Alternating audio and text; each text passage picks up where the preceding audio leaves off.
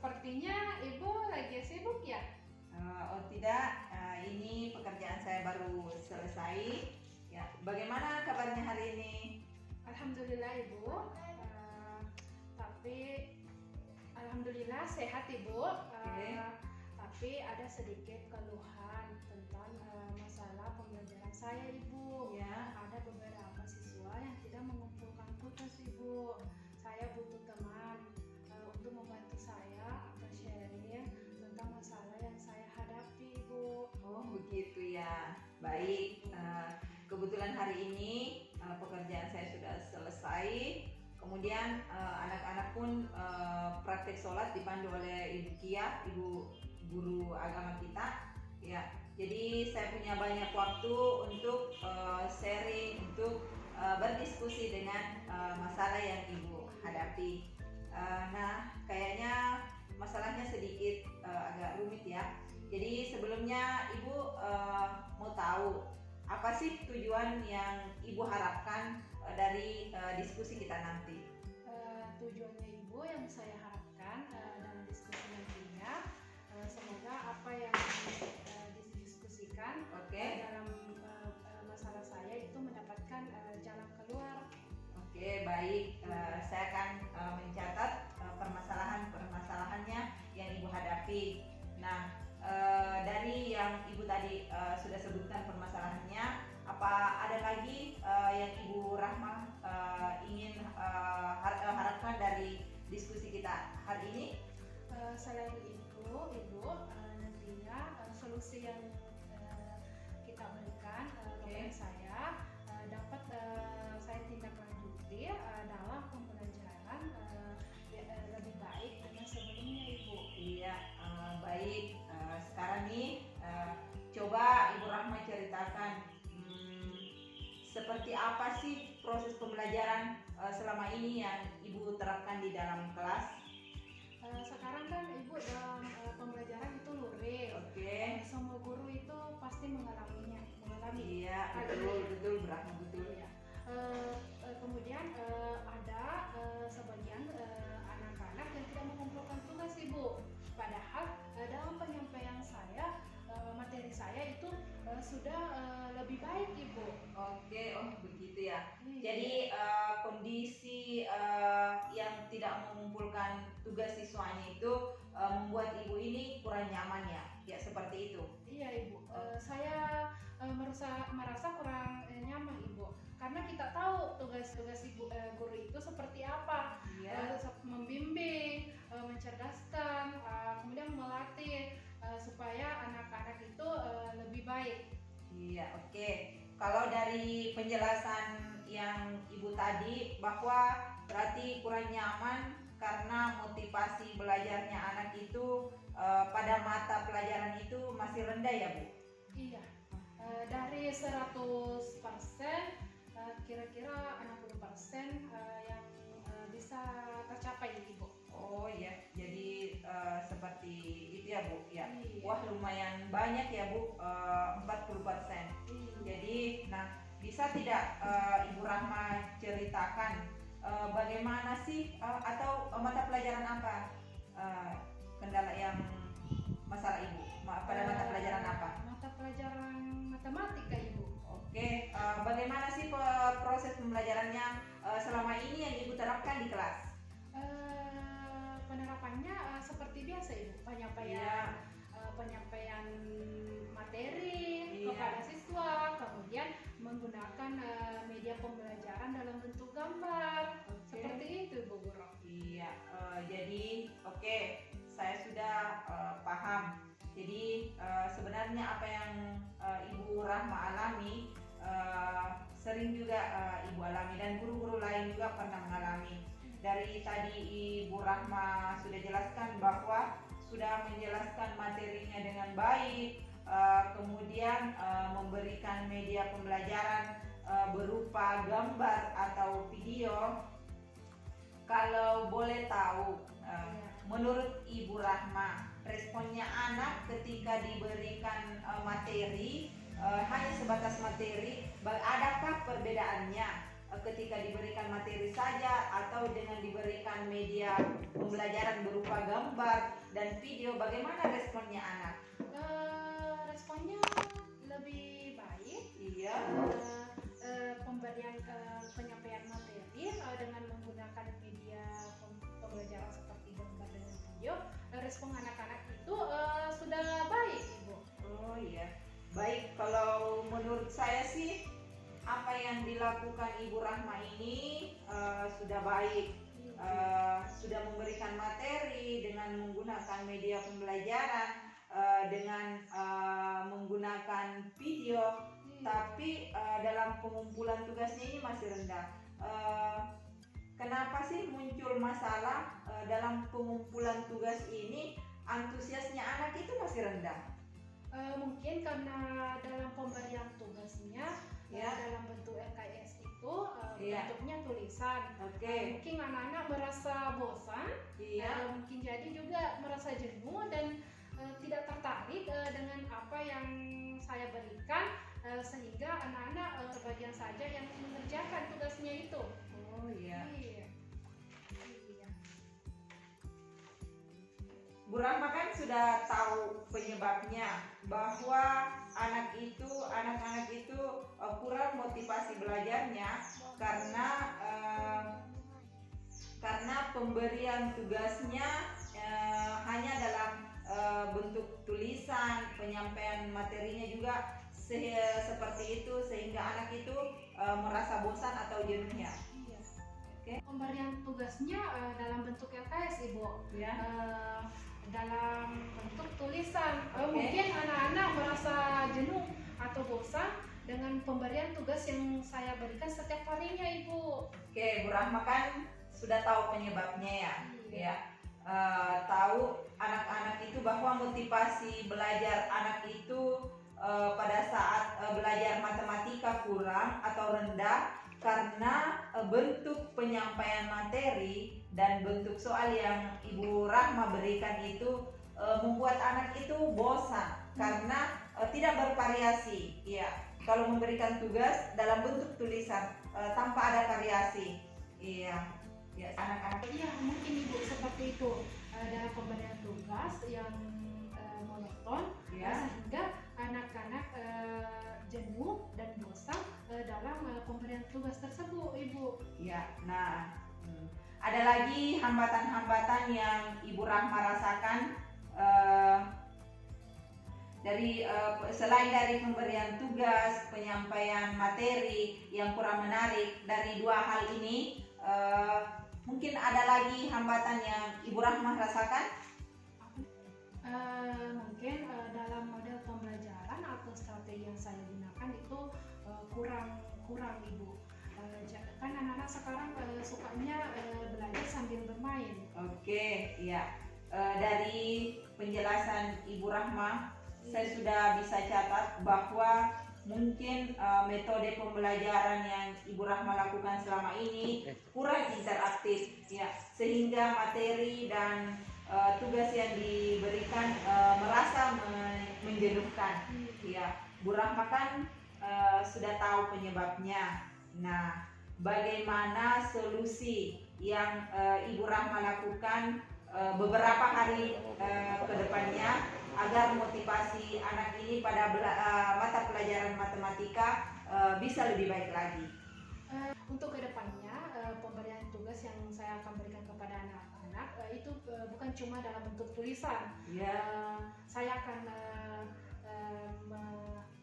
memberikan selingan dalam bentuk kuis ataukah dalam bentuk video supaya yang sesuai dengan kebutuhan anak itu sendiri. Kemudian saya akan memetakan kebutuhan anak itu sendiri sesuai dengan kemampuannya.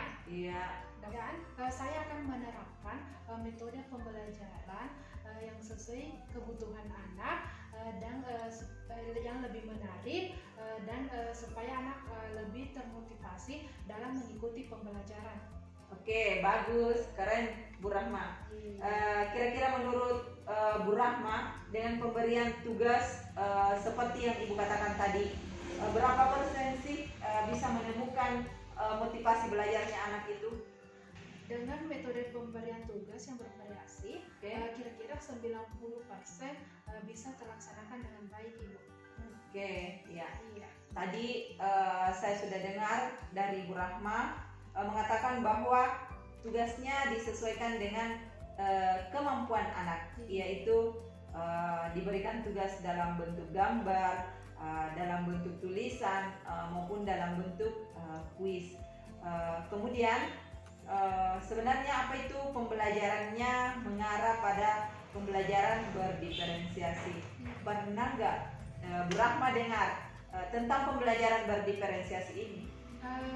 Pernah sih, Ibu, tapi Iya. tidak sedetail mungkin. Iya, begini Bu Rahma, pembelajaran berdiferensiasi itu kita menyesuaikan sesuai dengan kebutuhan anak. Jadi kita memberikan anak sesuai dengan kemampuannya.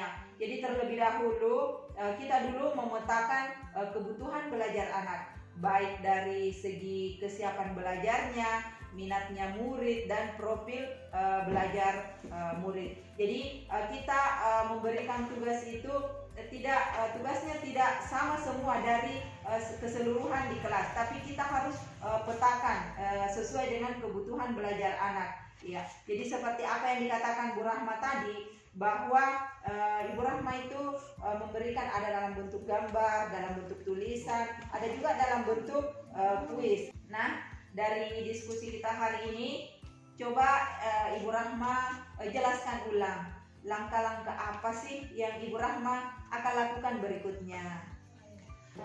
Langkah-langkah yang saya akan lakukan yaitu introspeksi diri. Ya. Apakah pembelajaran yang saya lakukan dari awal sampai akhir itu sudah baik dalam pemberian materi dan pemberian tugas. Oke. Yang kemudian yang kedua, pemberian tugas kepada siswa disesuaikan dengan kebutuhan anak. Ya. Yang ketiga, metode yang saya gunakan apakah sudah bervariasi. Ya. Yang ketiga, yang terakhir yaitu menyampaikan materi menggunakan alat perangkat berupa gambar, bisa juga dalam bentuk video atau perekaman. Oke, bagus. Itu beberapa hal yang Ibu Rahma rencanakan. Mungkin dari beberapa rencana yang Ibu Rahma sudah susun, adakah prioritas utama yang harus dilakukan oleh Ibu Rahma? Ya. Setidaknya agar bisa memecahkan masalah yang Ibu rasakan saat ini. Paling utama yang saya akan lakukan yaitu dalam pemberian tugas yang bervariasi dengan sesuai kebutuhan anak itu sendiri. Ya. Kemudian setelah mengerjakan tugas tugas yang saya berikan, dan saya akan memberikan penghargaan kepada siswa tersebut. Oke, saya tertarik dengan pemberian penghargaan. Nah, yang saya tanyakan, apakah berdampak baik apabila anak itu selalu diberi penghargaan?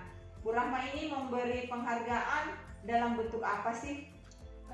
Dalam bentuk penghargaan tersebut dalam bentuk nilai yang lebih dari anak yang lainnya. Oke, baik ya.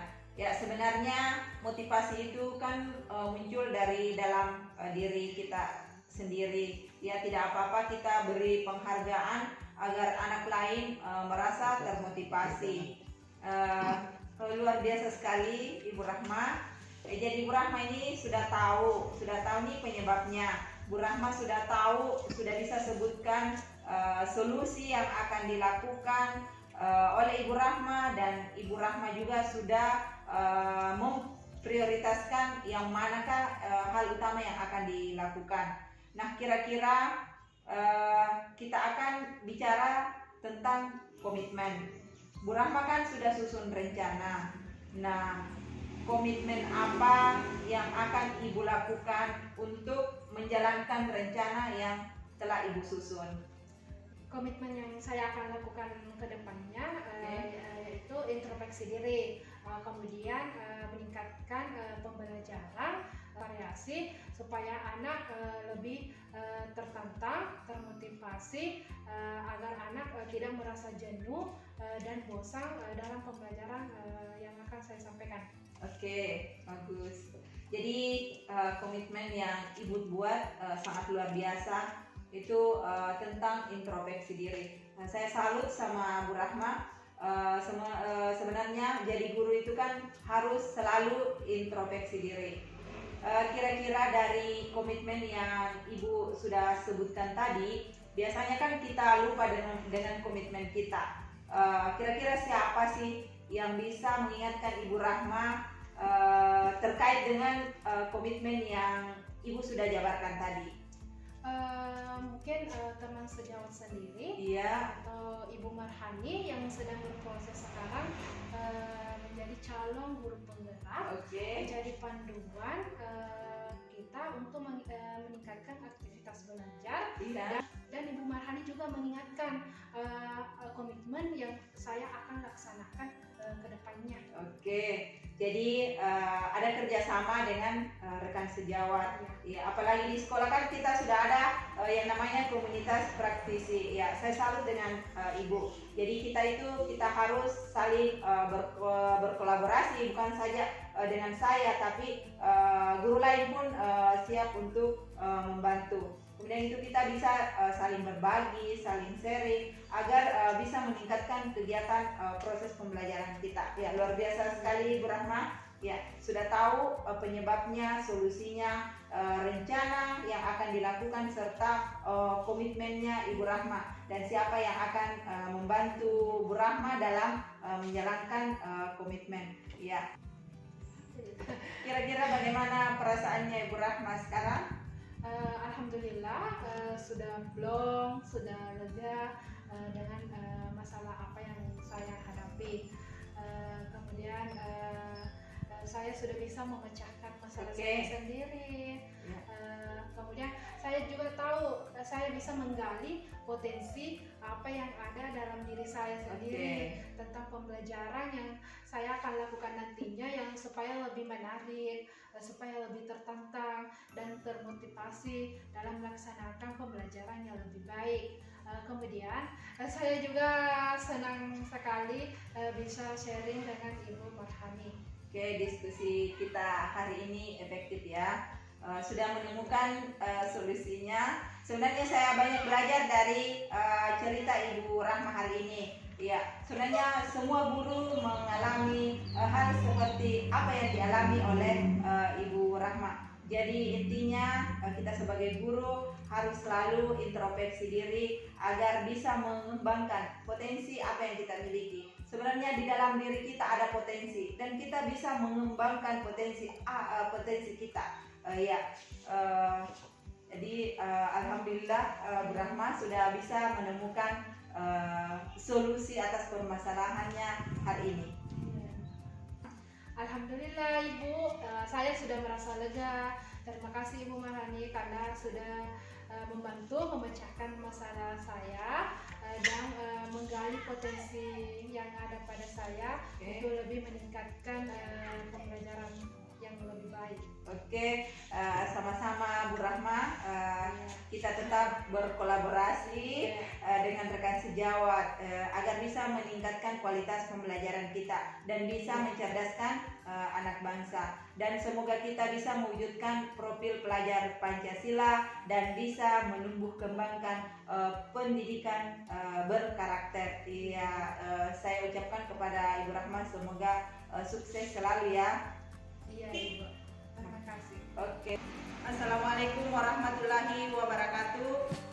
Demikianlah tadi proses coaching yang telah saya lakukan bersama salah satu rekan sejawat saya, Ibu Rahmawati, guru kelas 5 SDN 107 Macini, Kecamatan Kajang, Kabupaten Bulukumba.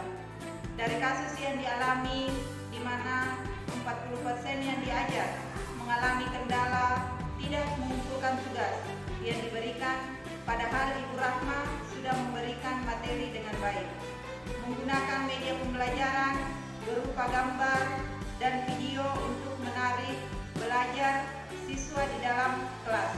Akan tetapi dari hasil pembelajaran yang Ibu Rahma lakukan, hampir 40% siswanya tidak mengumpulkan tugas.